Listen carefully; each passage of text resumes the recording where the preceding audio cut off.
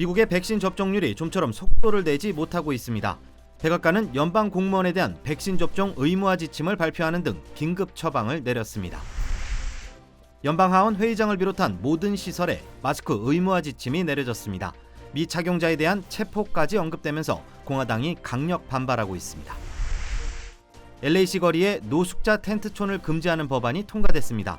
LA시 학교나 도서관, 공원 주변 등 특정 지역을 대상으로 노숙 금지 구역이 지정될 예정입니다. 연방정부의 세입자 강제 퇴거 유예 조치가 이달 말 종료됩니다. 현재 연방의회의 퇴거 유예 조치 연장안이 논의 중이지만 통과될진 미지수입니다. 여러분 안녕하십니까? 7월 29일 첫 소식입니다. 미국에서 2차 접종까지 마친 백신 접종률이 여전히 50%를 넘기지 못하고 있습니다. 이런 상황에서 델타 변이 확산에 따른 확진자가 다시 급증하자 백악관은 연방 공무원에게 백신 접종 의무화 지침을 발표하는 등 강화된 조치를 내놨습니다. 김재은 기자의 보도입니다. 미국에서 코로나19 백신 접종이 시작된 지 벌써 7개월째. 델타 변이의 가파른 확산세에도 성인 백신 접종률은 여전히 50%를 넘기지 못하고 있습니다. 접종률이 정체를 보이자 조 바이든 대통령은 한층 강화된 대응 조치를 발표했습니다. 경찰과 교사, 우체국 직원을 비롯해 연방정부의 계약직 근로자까지 공무원 200만 명의 백신 접종을 의무화했습니다. Anyone who does not attest or is not vaccinated will be required to mask no matter where they work, test 1 or 2 times a week to see if they've acquired COVID, socially distance, and generally will not be allowed to travel for work. 모든 미군의 접종까지 의무화하는 방안도 검토 중입니다. 바이든 대통령은 미군 필수 예방접종 목록에 코로나19 백신을 추가하는 계획을 수립하라고 국방부에 지시한 상태입니다. 정부는 이 같은 지침은 백신 접종률을 높이고 민간의 모범을 보이려는 것이라고 설명했습니다. The federal government, we see ourselves as a model for other companies and other organizations, and that's something that we don't take lightly. 페이스북과 구글 등 기업들은 이미 소속 직원들의 백신을 의무화했습니다. 해당 기업들은 사무실 복귀 시점을 연기하고 직원들에게 복귀 전까지 백신 접종을 마치도록 요구했습니다. 이런 가운데 각종 백신 인센티브도 확대될 전망입니다. 바이든 대통령은 각 주와 로컬 정부가 미국 구조계획 기금으로 새롭게 백신을 접종하는 모든 주민에게 $100를 제공하도록 촉구했습니다. MBC 뉴스 김재은입니다. 마스크 착용 의무화를 놓고 미국이 분열 양상으로 치닫고 있습니다. 연방의회 경찰이 공공의 안전을 위해 앞으로 마스크 미착용자를 불법 출입자로 간주하고 처벌할 것이라는 방침을 밝혔는데 공화당 측에서는 차라리 잡아가라며 격렬한 반발을 이어갔습니다. 여준호 기자의 보도입니다. 워싱턴 DC 연방의회 경찰이 밝힌 새 마스크 지침입니다. 의사당 출입자들을 대상으로 하원 회의장은 물론 사무실이 있는 모든 곳에 마스크 착용을 의무화하는 내용이 담겼습니다. 특히 마스크 미착용자는 불법 출입자로 간주해 체포될 수 있다는 문구도 포함됐습니다. 실내에서 마스크를 착용하라는 연방당국의 지침과 의회 주치의의 의견을 따른 취지였지만 공화당 측의 반발은 거셌습니다. 일부 의원들은 권한 남용이고 하원을 장악하기 위한 시도라면서 낸시 펠로시 하원 의장에게 화살을 돌렸습니다. I'm even wearing my mask inside the chamber, but I'm not going to wear it anywhere else. So, Madam Speaker, come and get me. 민주당과 공화당 사이에 신경전도 이어졌습니다. 공화당 케빈 메카시 하원 원내대표가 마스크 착용 의무화에 대해 팬데믹에서 살기를 바라는 여당 정치인들의 결정이라고 비판하자 펠로시 의장은 멍청이라며 강도 높게 비난했습니다. Leader McCarthy says it's against the science. 이번 마스크 의무 착용 지침은 연방 상원에선 적용하지 않는 것으로 알려졌습니다. 하지만 이를 놓고 정치권을 비롯해 미 전역에서 첨예한 대립을 보이면서 미국 대선 이후 또다시 둘로 갈라지고 있다는 우려가 커지고 있습니다. MBC 뉴스 여준호입니다. LA시의 일부 거리에서 노숙자 텐트촌을 금지하는 안이 통과됐습니다. LA시 의회는 시내의 특정 구역을 비롯해 학교와 보육시설, 도서관, 공원 500피트 이내에서 노숙자 텐트 설치 등을 금지하는 조례안을 찬성 13표, 반대 2표로 통과시켰습니다. 조례안은 에릭 가세티 LA시장의 최종 서명만을 남겨놓고 있으며 승인되면 30일 이후부터 발효됩니다. 또 시 당국의 단속 전에 아울리치 담당 직원들이 먼저 파견돼 적절한 서비스와 쉘터 안내 절차를 거치게 됩니다. 조례안이 확정되면 LA시는 노숙 금지 표지판을 게시하고 단속하게 되며 만일 이를 위반할 경우 티켓을 부과받을 수 있고 불응할 경우 경범죄 혐의로 기소되거나 체포될 수 있습니다. 알래스카주에서 지난 1964년 이래 가장 강력한 지진이 발생했습니다. 연방지질조사국은 어젯밤 10시 15분쯤 알래스카주 남부 알래스카 반도의 페리빌에서 남동쪽으로 56마일 떨어진 곳에서 8.2 강진이 발생했다고 밝혔습니다. 지진에 따른 피해나 부상자 발생 여부는 아직 파악되지 않은 것으로 알려졌습니다. 쓰나미 경보센터는 지진 발생 직후 알래스카 일부 해안과 북태평양의 알류산 열도, 하와이 등의 경보를 내렸지만 현재 모두 해제된 상태입니다. 하지만 국립기상국은 남가주 해안의 경우 쓰나미 위험은 없지만 평소보다 강한 파도가 일 가능성이 있다며 가급적 수영은 피할 것을 당부했습니다. LA 국제공항 상공에서 제트팩을 메고 하늘을 날아다니는 물체가 또다시 포착됐습니다. 연방항공청에 따르면 어제 LA 국제공항 동쪽으로 15마일 정도 떨어진 5,000피트 상공에서 제트팩을 맨 물체가 목격됐다는 신고가 접수됐습니다. We were looking, but we did not see Iron Man. Search 626. Greener 8023, have a use caution. There was a report of a man in a jetpack around 5,000 in the vicinity of Los Angeles. 이른바 제트팩맨은 지난해 초부터 여러 차례 목격담이 있었으며 최소 4명의 파일럿이 항공교통관제소에 신고를 접수한 바 있습니다. 당국은 제트팩이 여객기에 잘못 접근할 경우 여객기 추락 사고로 이어질 수 있다며 목격 사례를 토대로 조사를 이어가고 있다고 밝혔습니다. 전문가들은 현재 시중에 판매되는 제트팩으로는 3,000피트 이상 상공을 비행할 수는 없다며 해당 물체가 사람이 아닐 가능성도 제기되고 있다고 전했습니다. 연방정부의 세입자 강제 퇴거 유예 조치가 이달 말로 종료됩니다. 연방질병통제예방센터 CDC가 전국적으로 시행 중인 세입자 강제 퇴거 유예 조치는 당초 지난달 말 종료될 예정이었지만 정부가 한 달 연장을 결정하면서 이번이 마지막 연장이 될 것이라고 밝힌 바 있습니다. 조 바이든 대통령은 또 한 차례 연장을 찬성한다고 했지만 대법원 판결에 따라 자신이 그렇게 할 권한은 없다며 연방의회에 긴급 연장안을 통과시킬 것을 촉구했습니다. 현재 의회는 460억 달러에 달하는 렌트비 긴급 지원 자금을 마련해 놓은 상태지만 배분된 지원금은 30억 달러에 불과합니다.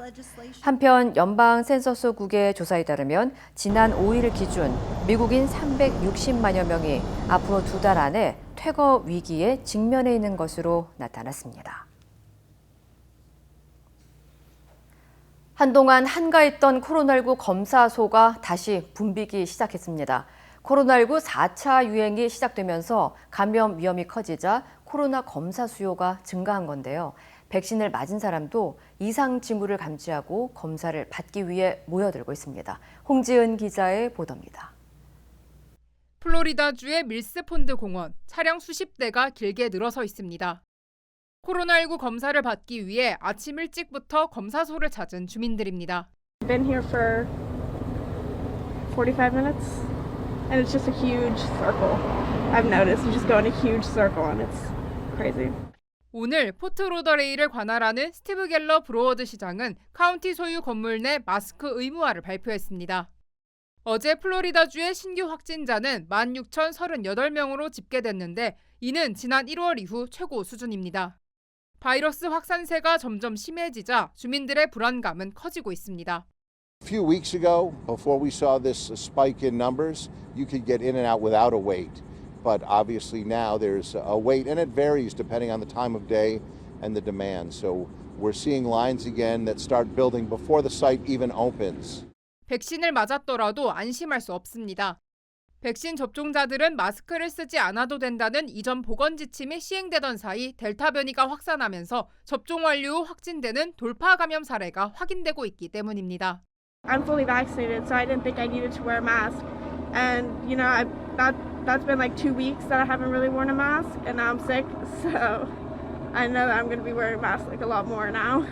론 디센티스 플로리다 주지사는 미국 코로나19 신규 확진자의 20%를 차지하고 있는 상황에도 마스크 착용 의무화에 반대하고 있습니다. 텍사스, 애리조나 등 공화당 소속 주지사들도 CDC의 강화된 마스크 지침이 현실적이지도 과학적이지도 않다고 비판하면서 수용하지 않겠다고 밝혀 미국의 확산세를 진정시키는 데 걸림돌이 되고 있다는 우려가 나오고 있습니다. MBC 뉴스 홍지은입니다. 내일부터 디즈니 월드와 디즈니랜드에서는 백신 접종과 상관없이 실내에서 반드시 마스크를 착용해야 합니다.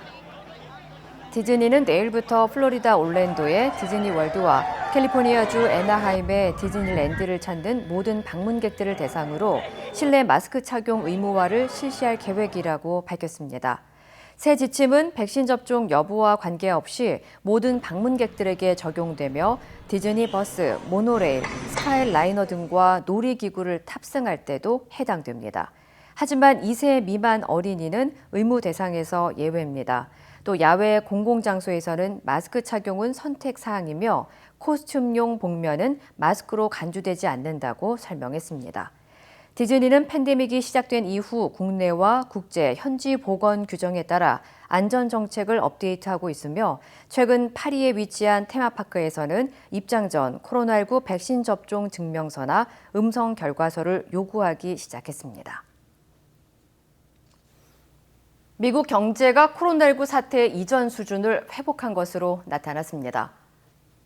연방상무부는 2분기 국내 총생산 증가율이 연율 6.5%로 집계됐다고 밝혔으며 이는 지난 가을 이후 가장 빠른 속도입니다. 하지만 이번 성장률은 블룸버그 통신과 다우존스가 각각 집계한 전문가 전망치인 8.4%보다 크게 밑돌며 실망스러운 속도라는 평가가 나왔습니다. 미국 경제는 코로나19 사태의 여파로 지난해 1, 2분기 연속 마이너스 성장을 기록한 이후 4분기 연속 플러스 성장세를 이어가고 있습니다. 코로나19 백신 접종 확대와 여행, 레저 등 수요 반등에 따라 경제 회복이 지속되는 것으로 풀이됩니다. 3분기 이후에도 미국 경제는 성장세를 이어갈 것으로 보이지만 전염력이 강한 델타 변이 확산이 소비 활동을 위축시킬 가능성이 있어 큰 변수가 될 것이라는 전망도 나오고 있습니다. 미국의 주요 도시 22곳에서 살인사건이 급증한 것으로 나타났습니다. 형사사법위원회 보고서에 따르면 올해 6월까지 22개의 도시에서 발생한 살인사건을 조사한 결과 지난해보다 16% 늘었고 2019년 상반기 대비 42% 증가한 것으로 집계됐습니다. 연방수사국 FBI 예비 보고서에 따르면 지난해 발생한 살인사건 수는 2019년보다 25% 증가했으며 이는 1960년대 FBI가 연간 살인 수치를 발표하기 시작한 이래 가장 큰 폭의 상승을 기록했습니다. 살인사건은 2020년 여름철에 증가세를 보이다 가을과 겨울에 다시 감소세로 돌아섰고 2021년 봄부터 또 증가하기 시작했습니다. 위원회 측은 각 기관 전문가들과 함께 범죄율 증가의 원인으로 경찰 업무 해제와 총기 구매율 등을 이유로 지목했습니다. 한인은행 퍼시픽시티뱅크 PCB가 25명의 대학 입학 예정 학생들에게 총 7만 5천 달러의 장학금을 전달했습니다. PCB는 온라인을 통해 제4회 장학금 수여식을 개최하고 대학 입학을 앞둔 총 25명의 학생들에게 각각 3천 달러씩을 전달했습니다. PCB 장학생 모집에서는 LA를 비롯해 오렌지 카운티, 뉴욕 퀸즈 카운티, 뉴저지 버건 카운티 등 미 전역의 학생들이 지원한 것으로 알려졌습니다. 한편 PCB는 지역 커뮤니티에 도움을 주기 위한 취지로 매년 경제적 도움이 필요한 학생들을 대상으로 장학금을 수여하고 있습니다. 국민의힘 대선 주자 11명이 처음으로 민감한 경선 규칙을 논의하기 위해 한자리에 모였습니다. 하지만 경선 방식보다는 윤석열 전 검찰총장을 견제하는 데 논의가 집중됐습니다. 이기주 기자입니다. 당내 대선 후보를 8명으로 압축하는 컷오프를 100% 여론조사로 하겠다는 당의 방침에 대해선 안상수 전 인천시장 외에는 큰 이견이 없었습니다. 대신 당내 친윤 계파가 거론될 정도로 영향력이 커진 윤석열 전 검찰총장에 대한 견제가 거셌습니다. 계파 정치의 부활입니다. 이런 우려를 하고 있습니다. 특정 후보 중심으로 이렇게 이합집산을 하게 되면은 경선의 이후에 오합지졸이 됩니다. 무슨 장외에 계신 분이 우리 당의 위원장들을 이미 유인해서 확정을 해놓고 바로 그날 치맥 파티다 뭐다 해가지고 이게 당과 이 대표 국민을 능멸하는 거다 말이지. 유승민 전 의원도 윤 전 총장의 경선 참여를 겨냥해 철저한 도덕성 검증을 당에 요구하면서도 유독 당내 라이벌인 홍준표 의원에게만은 자제를 부탁했습니다. 홍준표 후보님 좀 살살합시다. 황교안 전 대표가 느닷없이 작년 4.15 총선 부정선거 의혹을 또 제기하자 다시 선거불복 정당으로 돌아가자는 거냐는 반발이 터져나오기도 했습니다. 신색인 그 투표지의 끝부분이 배추님처럼 그런 녹색의 그 물이 든 이런 투표용지가 다수 나왔습니다. 대당성의 이 의혹들이다.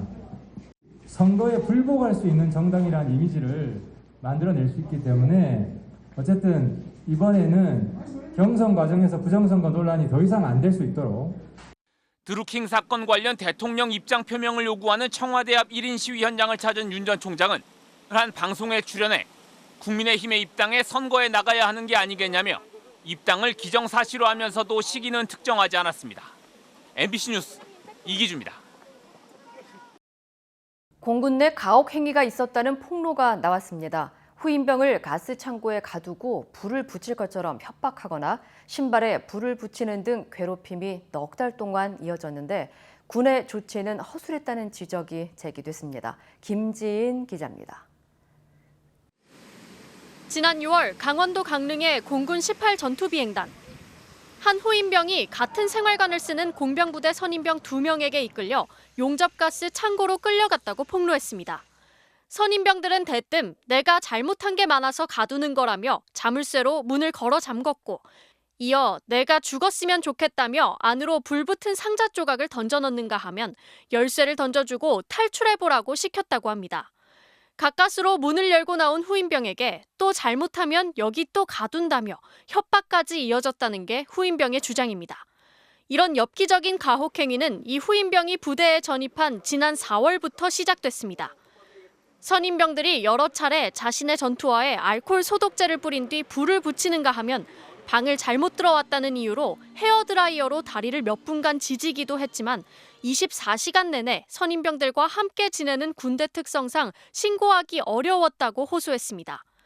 제일 이 친구를 위축되게 만들었던 거는 너 신고하면 우리 어차피 더 좋은 생활관으로 갈 건데 난 너가 힘든 게 너무 기쁘다 이런 식으로 얘기를 하잖아요. 4달째 이어진 가혹 행위를 견디다 못한 후임병은 지난주 군사경찰에 신고했습니다. 이후 선임들의 생활관은 옮겨졌지만 여전히 같은 공병대대에서 근무하고 있어 수시로 얼굴을 마주할 수밖에 없는 상태라고 군인권센터는 지적했습니다. 군인권센터는 즉각 가해 선임병들을 구속하고 반복된 가혹 행위를 묵인해온 소속 간부들까지 수사하라고 촉구했습니다. 공군은 철저히 수사해 엄중하게 조치하겠다고 밝혔습니다. MBC 뉴스 김지인입니다. 한국에서는 휴가철 코로나19 우려가 현실로 나타나고 있습니다. 제주로 떠났던 가족 여행객 9명이 집단 감염됐고 제주도 게스트하우스발 확진자는 28명으로 늘어났습니다. 김항섭 기자입니다.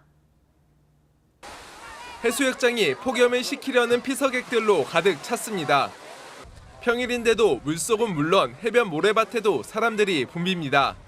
해외 나가지도 못하고 애들 방학했는데 마음껏 뛰놀지도 못해서 그래서 가족들하고 제주도에 와서 휴가를 좀 보내고. 요즘 하루 평균 제주를 찾는 관광객은 코로나 이전의 90%에 육박하는 3만 5천여 명. 이달 4차 대유행이 시작된 이후에도 좀처럼 줄지 않아 제주 방문 관광객은 넉 달 연속 100만 명을 돌파했습니다. 본격적인 여름철을 맞아 제주를 찾는 관광객들이 증가하면서 외부 유입으로 인한 확진자 발생도 잇따르고 있습니다. 지난 19일 첫 확진자가 나온 제주시 게스트하우스에서 확진자 1명이 추가되는 등 여행을 마치고 돌아간 뒤 확진된 사례까지 지금까지 게스트하우스 3곳과 관련해 28명이 감염됐습니다. 지난 17일엔 부산에서 제주로 온 가족여행객 11명 가운데 9명이 무더기로 코로나19 확진 판정을 받았습니다.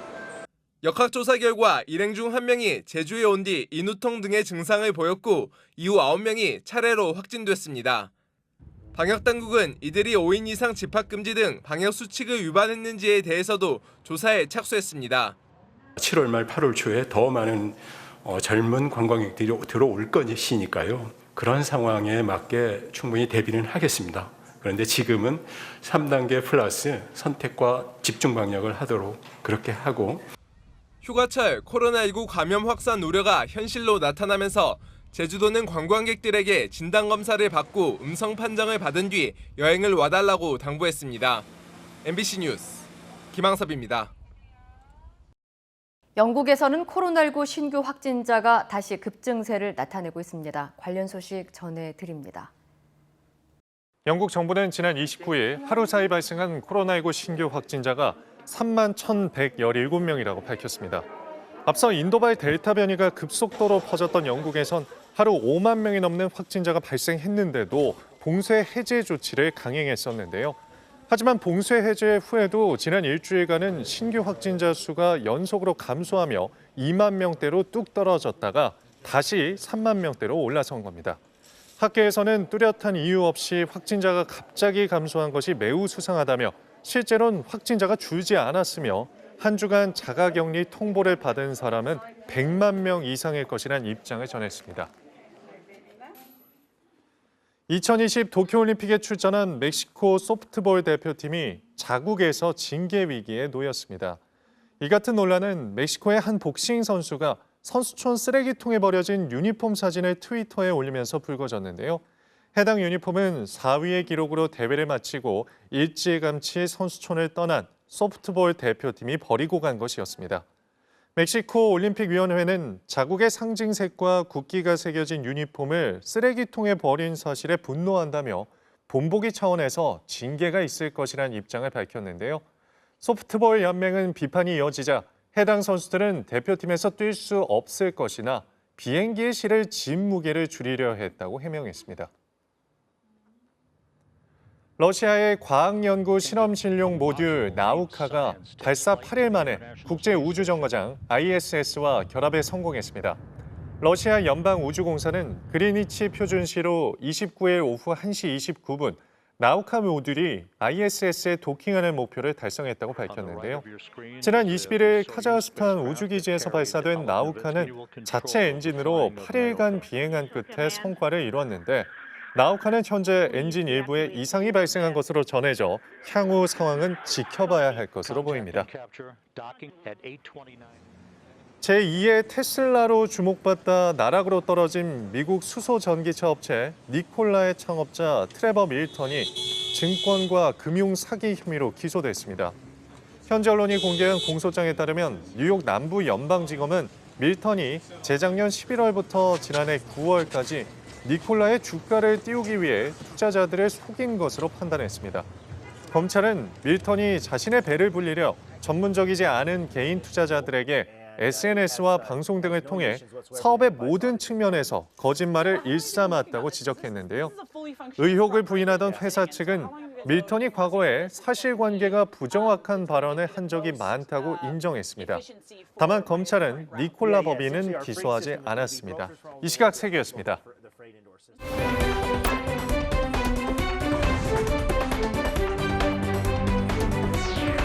인터넷과 SNS에서 화제가 된 이슈를 전해드리는 투데이 이슈톡 시간입니다. 2020 도쿄올림픽에 출전한 선수들이 연일 30도가 넘는 도쿄의 폭염과 높은 습도에 혀를 내두르고 있다는데요. 이슈톡 첫 번째 키워드는 테니스 코트 50도 선수들 열사병 호소입니다.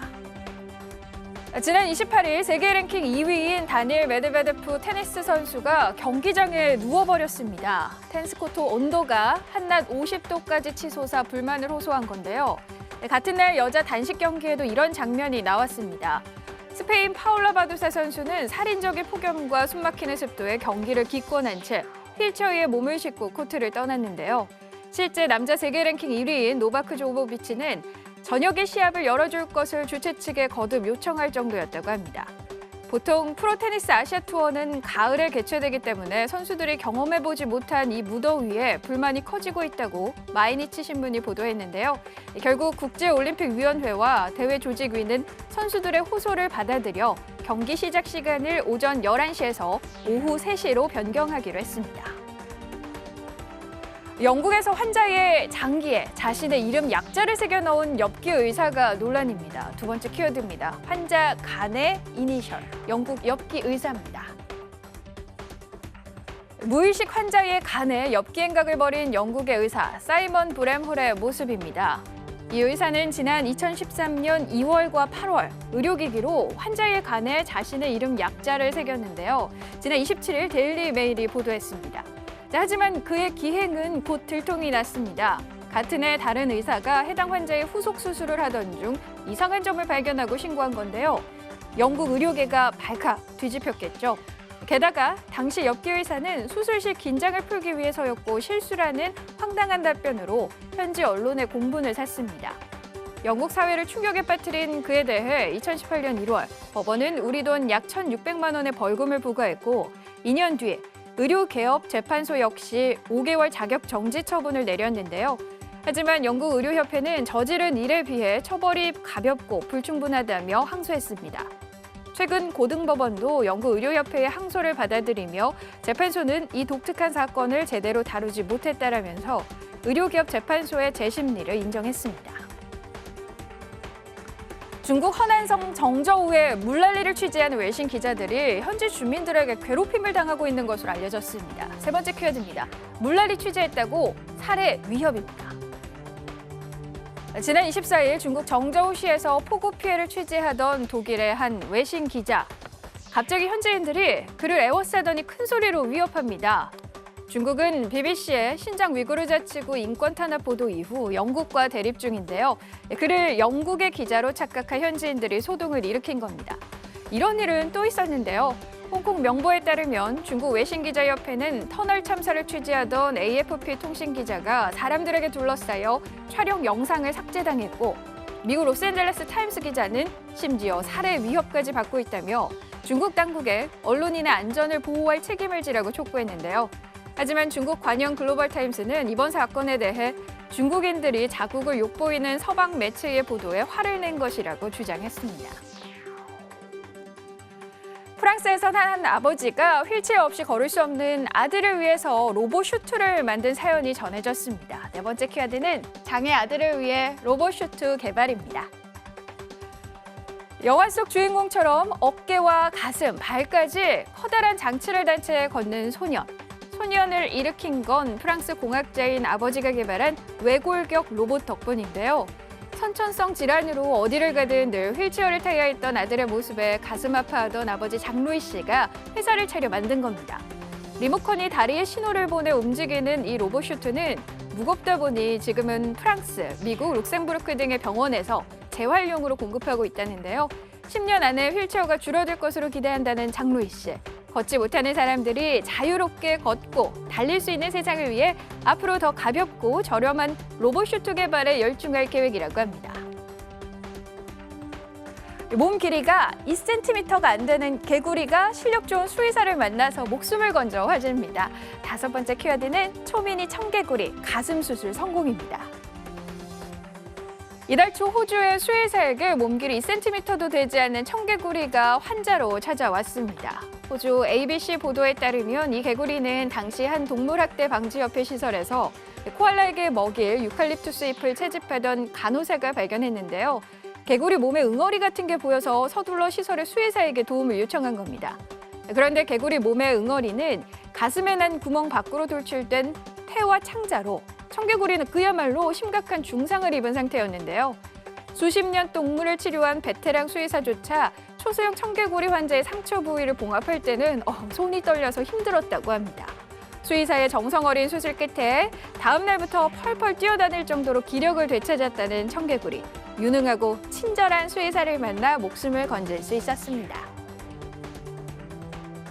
호주의 한 사육사가 격리 중인 거북 커플을 위해서 영상통화를 시켜줬다고 합니다. 6번째 키워드입니다. 격리 중 거북 커플, 영상통화 데이트입니다.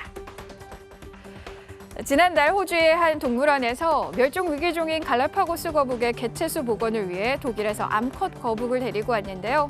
하지만 코로나19 감염의 위험으로 방역 차원에서 격리돼 바로 수컷 거북을 만날 수는 없었습니다. 이런 상황에 사육사들은 암수 거북의 친밀도를 높이기 위한 방법으로 영상통화를 시켜줬는데요. 영국의 데일리메일에 따르면 이 두 거북은 지난 2019년 합사를 예정했지만 코로나 여파로 미뤄져 만나지 못했다고 합니다. 2년의 기다림 끝에 나이 70살의 수컷 거북과 21살의 암컷 거북의 만남이 이루어지게 된다면 무려 49살 차이의 갈라파고스 거북 커플이 탄생하는 건데요. 동물원 측은 암컷 거북의 격리가 끝나는 오는 9월 수컷 거북과 합방을 시켜서 이들의 번식을 유도할 계획이라고 전했습니다. 투데이 이슈 톡이었습니다.